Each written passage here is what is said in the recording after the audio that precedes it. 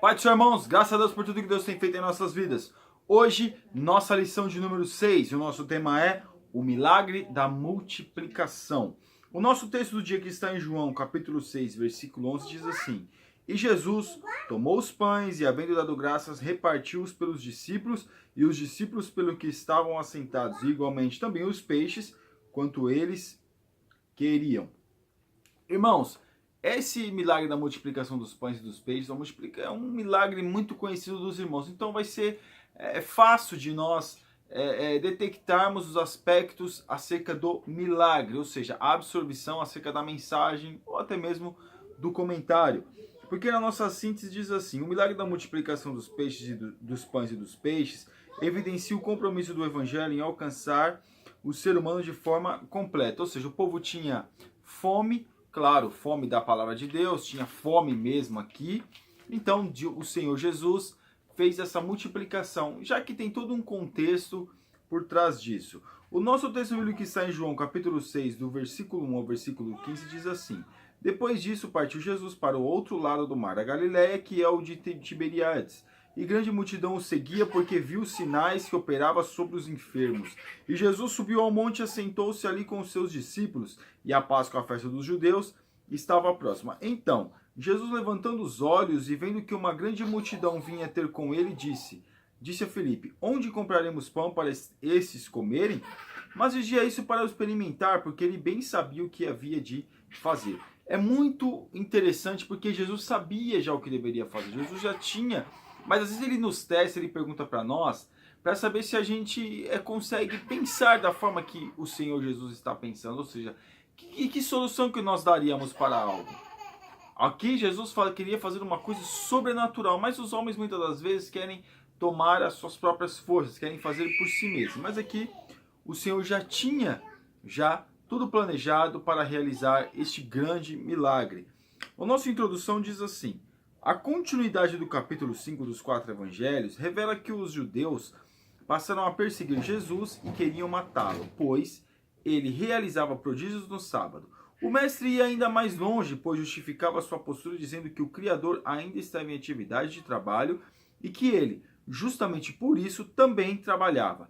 Tal pronunciamento encheu os judeus ainda mais de ira, pois Jesus não só quebrantava o sábado, mas também dizia que Deus era seu próprio Pai, fazendo-se igual a Deus. E, irmãos, os judeus ficaram indignados com Jesus, porque Jesus se colocava como Filho de Deus, colocava como autoridade do Senhor Deus Todo-Poderoso na terra, se colocava como Deus fosse o seu Pai, tivesse um contato direto, tivesse um contato muito mais próximo, que eles tinham ideia antigamente. Então, por isso que eles ficavam escandalizados.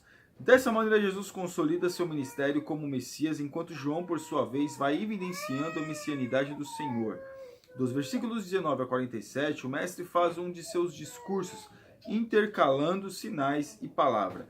Como é característico do estilo do Evangelho joanino, na sequência Jesus realiza o grande milagre da lição que será estudada hoje: multiplicação dos pães e dos peixes. O tópico 1, cenário e circunstâncias da narrativa. Jesus volta a Galileia. Como já foi mencionado, Jesus desenvolve o seu ministério entre Judéia e a Galileia. Jesus fez muitos milagres ali na Judéia e na Galileia, alguns lugares também, mas Jesus começa ali fazendo grandes coisas. Aqui nós vamos ver o paralítico do tanque de Betesda, nós vamos ver várias outras pessoas que Jesus realizou o milagre. Então, meus irmãos, Jesus volta a Galileia, onde ele já havia feito grandes milagres. Na parte 2 aqui, a multidão e os seus sinais, João observa que uma grande multidão seguia o Senhor, pois via os sinais que ele realizava. Irmãos, a grande questão também é as pessoas seguir Jesus pelos seus sinais e milagres. É claro, os sinais seguirão aos que creem. Mas aqui, o povo queria, na verdade mesmo, é que muitos estavam querendo ficar na boa, ficar tranquilo, sossegado, porque Jesus até chama a atenção deles. Fala: ó, vocês me buscam pelo pão que perece e pela comida que fica, ou seja, me buscar por aquilo que não fica aqui. E resumindo em palavras para nosso entendimento, Me busque pelas coisas eternas, porque esse pão passa, tudo isso passa. Mas me buscar verdadeiramente porque Deus é, buscar a Deus pelo que Deus é, não por aquilo que Ele pode nos dar. O que Ele representa para nós, não aquilo que Ele pode nos dar com casa, carro, outras coisas. Porém, nós temos que buscar a Deus porque Ele nos preparou a vida eterna. E é esse o nosso desejo do nosso coração, é ir morar com o Senhor na eternidade. Mas aqui, nós vemos também, a observação é oportuna, pois evidencia que a multidão continua ávida pelo extraordinário, não tendo ainda maturidade para desenvolver uma fé solidificada na palavra do Evangelho anunciada por Jesus Cristo, conforme pode ser visto logo a mais no próprio capítulo 6 do texto joanino. É aquilo que nós estávamos falando, as pessoas buscarem a Deus pelo quê? Pelo pão, por uma cura. Nós temos que buscar a Deus, irmãos, porque Deus, o Senhor Jesus, é grande, é poderoso, é glorioso, é soberano acima nos céus. Então aqui, apenas vai nos trazer a reflexão do quê? Que muitos buscam ao Senhor por aquilo que o Senhor pode dar a elas, não pelo que realmente Deus é. A época e o local. Jesus e os seus discípulos, os 12, sobem a um monte não especificado. João acrescenta um detalhe que também aparece no versículo 13 do capítulo 2, demarcando um período de aproximadamente 1 ano, pois ele diz que se aproximava mais uma Páscoa, ou seja, foi mais ou menos um pouquinho antes da Páscoa que Jesus fez este milagre. Aqui no tópico 2, Jesus e o seu compromisso com as pessoas. A solidariedade de Jesus. Ao contemplar a multidão, Jesus demonstra preocupação e um comprometimento no versículo 5. Segundo a pergunta de Filipe, onde compraremos pão para estes comerem? Deixa isso muito claro. Na realidade, como João revela, o mestre experimentava Filipe, ou seja, testava o seu discípulo com o objetivo de ver sua reação, pois o Senhor sabia perfeitamente como deveria proceder. É aquilo que nós estamos falando do começo. Jesus, meus irmãos, ele nos testa, às vezes, para saber a nossa reação. Se a gente vai ficar decepcionado, se nós vamos ficar desesperados, porque o Senhor Jesus tem. O que nós temos que fazer é crer. Crer e saber que Deus, o Senhor Jesus, pode realizar o milagre a hora que Ele quiser, o momento que Ele achar conveniente. Nós temos que estar apenas sendo instrumentos do Senhor. E aqui nós vemos que realmente evidencia isso. Jesus tem a solidariedade, Jesus acaba se compadecendo daquelas pessoas, se solidarizando. Essa solidariedade de Jesus acaba o quê? Temos que também ter essa solidariedade do Senhor. Para quê? Para com o nosso próximo.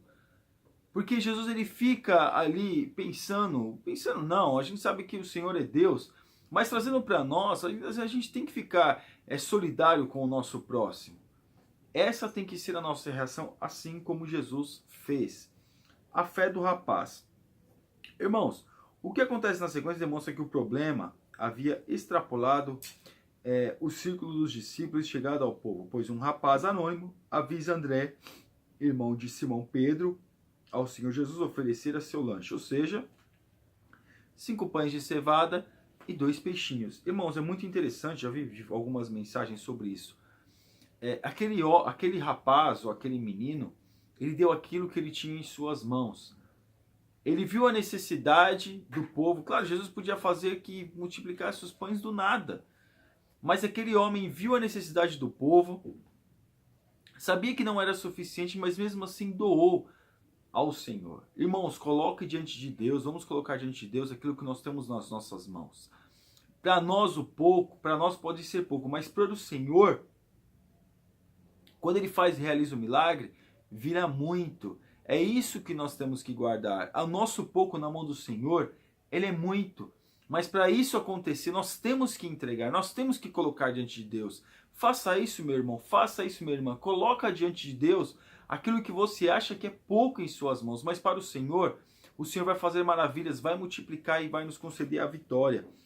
A organização da multidão. Uma vez que havia muita relva no local, isto é, planta rasteira apropriada para descanso, o mestre então orienta os seus discípulos para que organizem a multidão, mandando que o povo se assente. Ou seja, faz grupos, divide, organiza o povo para que pudesse realizar o milagre. organiza o povo para que o povo pudesse receber a bênção. Claro, algum dispersa ali o terreno, mas o Senhor ele organizou o povo para quê? Para que o povo pudesse desfrutar deste milagre. Milagre glorioso, milagre abençoador. Tópico 3. O milagre evidencia a completude do evangelho, o milagre e sua relação com o reino de Deus. O mestre toma os 5 pães e os 2 peixinhos do moço anônimo e dá graças. A seguir passa aos discípulos, e este é o povo que anteriormente fora organizado. Irmãos, é muito interessante porque cada um às vezes, não é que Jesus, alguns falam que foi muitos pães, outros dizem que depois que ele colocou, estava ali fazendo, no caso ali, separando, aquilo foi se multiplicando, se multiplicando, se multiplicando, e todas as pessoas comeram. Porque que nós vemos o quê? Que quando o reino espiritual ele se transfere para o nosso para a nossa vida, para a nossa realidade, o milagre acontece. É a mesma coisa que o Senhor Jesus, com autoridade, fez e falou e aconteceu. Então o Senhor ele pode fazer aquilo que ele quer, ele é dono de tudo, ele é dono da matéria, ele reina nos céus, ele reina na terra, ele reina onde ele quiser reinar, porque ele é Deus. O Senhor Jesus é Deus, ele reina no inferno.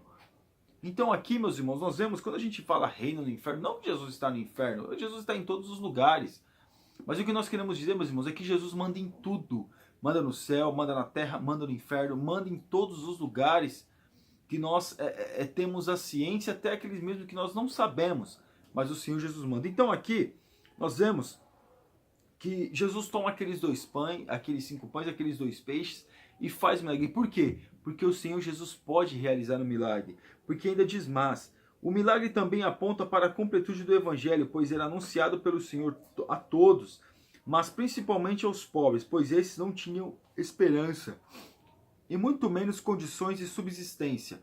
Então o Senhor ele se compadece do órfão, ele se compadece da viúva, porque vê a necessidade dessas pessoas, né? E nós estamos nessa situação, nós temos necessidades, é isso que nós temos que fazer.